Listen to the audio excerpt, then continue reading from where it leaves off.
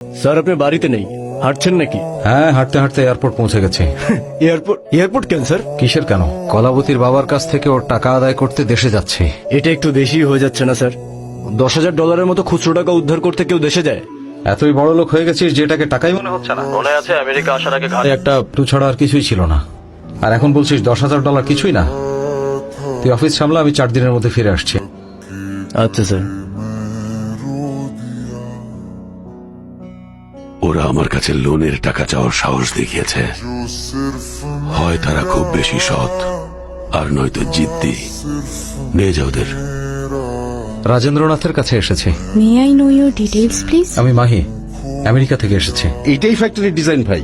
আমরা অনুমোদনের জন্য মন্ত্রণালয়ে পাঠিয়েছি। অনুমোদন পেয়ে গেলেই আমরা কাজ শুরু করে দিতে পারবো। আপনি একটু কথা বলে দেখেন ওনার সাথে। আমি মাহি স্যার। বসুন, বলুন। আমাদের ফোনে কথা হয়েছিল স্যার। কোন ফোন? ওই দিন আপনার মেয়ে আমাকে ফোন দিয়েছিল স্যার, আপনার সাথে কথা বলার জন্য স্যার। আমি সরি, মাথাটা একটু গরম ছিল, মনে হচ্ছিল যে প্রশ্রয় পেয়ে মাথায় উঠে বসেছিল। এতটুকুই শিক্ষা দিতে চেয়েছিলাম, ব্যাস। এই, ওকে শিক্ষা দেবার জন্য তুই কে রে? হ্যাঁ, তুই কে? এই, শিক্ষা দিতে এসেছে। তো তুমি এখানে কেন এসেছো? আপনার মেয়ে আমার কাছ থেকে 10,000 টাকা লোন নিয়েছিল, আমি সেই টাকাটাই ফেরত নিতে এসেছি। কি বললে? মাত্র $10,000 জন্য সে আমেরিকা থেকে এখানে চলে এসেছো? 10 টাকার জন্য হলেও এটাই করতাম। যদি আমার টাকা কারো কাছে থাকে তো মনে হয় আমার কোনো পরিবারের সদস্য তার কাছে। এটাই আমার স্টাইল। আমার মতোই আমারও ঘুম হারাম হয়ে যায় যখন কেউ পরিবারকে স্পর্শ করে। আমার মেয়েকে ফোন দিচ্ছি, ধরলে তার কাছে তুমি ক্ষমা চাবে সেদিন যা করেছো সেটার জন্য, আর লোনের কথা বলে যাও। তাহলে হয়তো তুমি এখান থেকে বেঁচে আমেরিকা ফিরতে পারবে। হ্যালো বাবা, আমি পার্টিতে আছি। কি হয়েছে? মা, আমেরিকায় যে ছেলেটা সেদিন তোকে মারতে এসেছিল সব $10,000 নিয়েছিলি যার থেকে। কি? ওখানে গিয়েছে? ওকে তুমি একটা টাকাও দেবে না বলে দিচ্ছি। সেদিন আমায় অনেক অপমান করেছে। আরে ও টাকার জন্য না, তোকে সরি বলার জন্য এসেছে। কথা বল।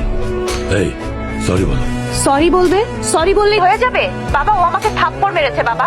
তুমি ওর হাত কেটে নাও, তখনই আমি শান্ত হব। সে তোমাকে নিয়ে অনেক বাজে কথা বলেছে বাবা, ওকে একদমই কিচ্ছু দেবে না। মিথ্যা কথা, সাথে বাজে ব্যবহার। বাবা মায়ের সন্তানদের ভুল ত্রুটি বোঝানো উচিত, এটা বাবা মায়ের দায়িত্ব। আর আপনি এই, তুই কে শেখানো? আমাদের শিক্ষা দিতে এসেছে।